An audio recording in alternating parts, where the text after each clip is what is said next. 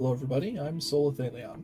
Welcome back to my Wings of Fire mainline book review series. You can find the playlist for the rest of the series on my channel, and it will also be linked at the end of the video.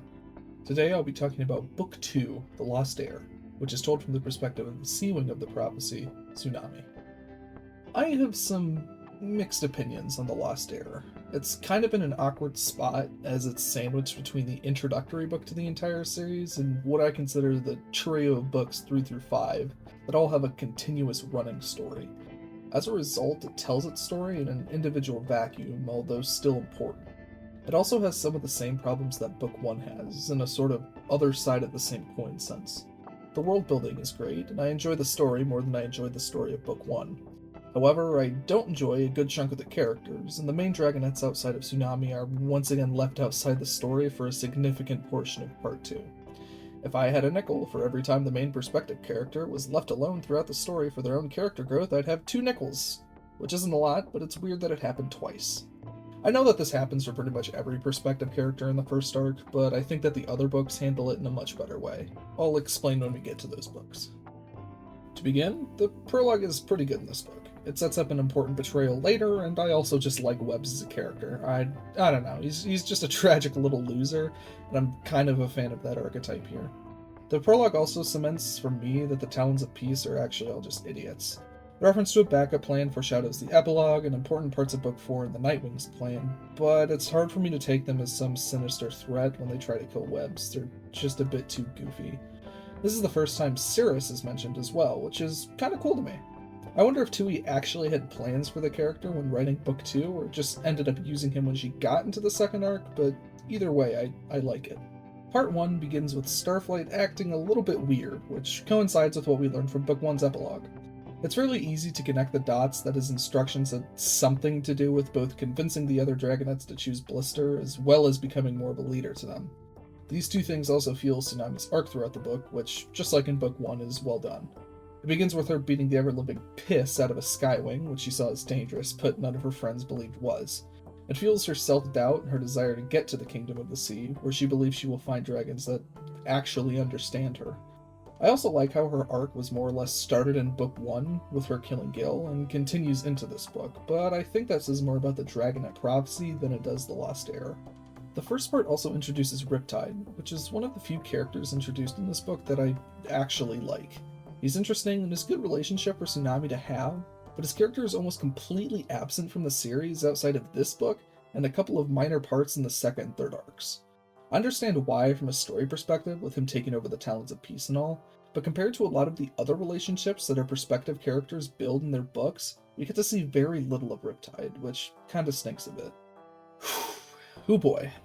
Part 2 is the biggest section in this book, and thus will be the section I have the most to talk about. It introduces us to a ton of new characters, world building, and brings us through most of Tsunami's arc. Let's begin with the characters. I hate Coral. I don't know how popular that opinion is, but she sucks for most of the parts of this book that she is in. Obviously, Coral is shaped by tragedy. Having lost Gil and so many of her dragonets is terrible. The scene in the hatchery when the second to last egg is shattered is heartbreaking, but it does way more for Tsunami's character than Coral's. It is just really hard to feel sorry for Coral when she treats so many of her subjects like piss, kills multiple dragons that were innocent or at least deserved better treatment, and then gets pushed around by Blister like a complete coward. While Blister is conniving, her manipulation of Coral feels less like Blister is really smart, and more like Coral is just completely oblivious. I get that some of my hate for Coral just comes from the general monarchical culture in Wings of Fire, but that doesn't make her suck any less. On the other Talon, I suppose, I actually really like Anemone in this book. She isn't nearly as annoying in The Lost Heir as she is in the second arc, and is actually quite sympathetic. The way Anemone acts in the second arc is one of the few things I dislike about it, but like usual, we will get into that later. Her and Tsunami's relationship is really sweet, and her being an animus is cool and important in the story of the second book. Due to how the conflict is resolved, however, her being an animus isn't important to the arc as a whole, which I actually really like. Pretty much every other character in this part is lame. Shark, Whirlpool, and the rest of Coral's council are all massive jerks, and I think that that's probably the point. However, never seeing these characters suffer repercussions for their actions outside of Whirlpool is sort of unfulfilling, but it's also important for Tsunami's arc, which I guess makes it passable. The Sea Wing world building is great in this book, because not only is it just cool in general to learn more about these dragons, the world building also directly ties in with Tsunami's arc. Aquatic in general is a really cool piece of Sea Wing culture. I wanted to talk about all of the world building stuff in this section, but the way it is introduced with Riptide in part 1 is pretty funny. The use of currents makes a ton of sense and also ties into the story in a really great way towards the end of the part, when Tsunami is trying to make her way back to the Summer Palace. Speaking of which, both of the palaces are really cool. Tui does a great job of describing them, and the environment ties into the story really well, which just always increases the quality of the book. The layers of the Summer Palace having different functions also serves that purpose. And while I hate all of the members of it, the council is also a pretty cool bit of world building. Like I mentioned before, this world building is also great because of how it directly ties into Tsunami's arc. Tsunami's arc in The Lost Heir deals mostly with the idea of her fitting in. Her aggressiveness at the beginning of the book makes her think that she might not fit in among her friends, and that finding the rest of her tribe will be what she needs. When she gets there, she finds the opposite. All of these cool bits of Sea Wing world building I mentioned before, the currents, aquatic, the council, Tsunami finds herself completely disoriented in all of them. Eating the food of the council, not being able to understand or speak aquatic, not being able to utilize currents properly. They keep adding to the idea that she doesn't really fit in among her tribe. She also questions her mother's decisions, asking herself multiple times throughout the book whether or not she would, or even could, do the same things her mother does. This finally leads to her going back to her friends near the end of the second part.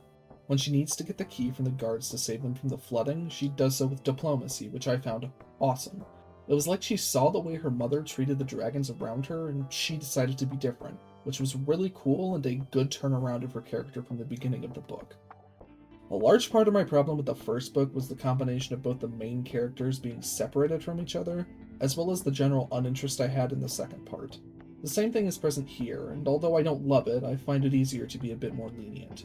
I think that being apart from the Dragonettes was needed for Tsunami's arc, while not really needed for Clay's. And while the side characters and Coral don't make up for the lack of the other Dragonettes, the story and environment does.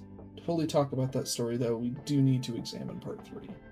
The story of The Lost Heir is pretty good, and it ties in well to both Tsunami's arc and the world building established. The I Will Protect scene is fantastic, and one of the few times I actually really enjoy the graphic novel rendition. I think that Tsunami taking the egg and bringing it to Sunny is a pretty cool parallel to her own arc as well, showing her allying with her friends over her tribe.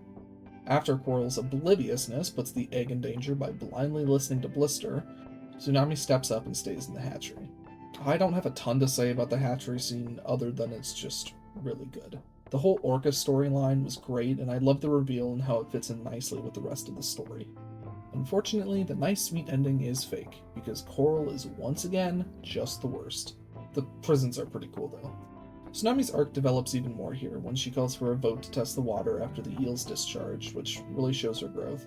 Anemone rescuing them and killing Whirlpool is sad, but a really important moment for her character as well as Tsunami's. Tsunami comforting Anemone and reassuring her that she won't have to use her power to end the war is both really sweet, and also a good way to make the story more interesting. Animus dragons run the risk of making stories conclude through the simple use of Animus power, and this feels like a really natural way to prevent that from happening. Some other stuff I like from part 3 is Clay using his fireproof scales to block possible flames from the attack on the Summer Palace. Even if they don't actually end up coming into play, it makes them feel like an actual tool, and not something that Dewey just forgot about. I like Crocodile's betrayal. It calls back to the prologue and gives her a reason to have saved webs. While not explicitly mentioned, the dragonflame cactus used in this attack is a very important plot point later. I also like how Blister stabbed webs near the end of the book. It was already established earlier that she wanted him dead, and it also feels like a natural way to bring the story to the rainforest in Book 3. The final chapter of the book sees Tsunami continuing to show growth, listening to Starflight, and recognizing that the Kingdom of the Sea wasn't her home after all. The epilogue fully cements the other plan hinted at in the prologue, which is one of the important plot points for both the third and fourth book. Other than that, there isn't a ton to talk about regarding it for now. To conclude, The Lost Heir does a really good job intertwining the story, Tsunami's character arc, and the world building together. The relationship Tsunami builds between Anemone and Riptide are both really great, and I only wish we got to see more of them together. The overarching story of the book is more interesting and less scattered than the Dragonette Prophecy, and the same issue that is present in the first book is more forgivable here. The Lost Era doesn't set up a ton for the future books in the arc, but rather focuses on expanding the world and growing Tsunami's character. Which is fine, it just means there really isn't any significant payoff that results from this book. As a result, the final tier list placing will be B tier, placed above the Dragonet Prophecy.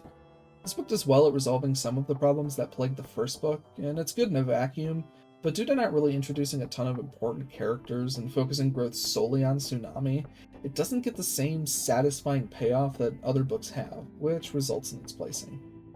That will do it for this review. I'm going to be a bit busy in the upcoming week, so don't expect much for at least a little bit longer. I also finished the Winglets Quartet the other day, and I'm considering doing an early bonus episode of sorts to talk about it, because I thought it was really good. However, I'm wondering if it would be better to finish the first arc before doing that, because of how much the second and third Winglets books deal with the first arc story, as well as to not have a bonus episode in the middle of an arc review. Let me know in the comments what you think. Until next time, have a good one.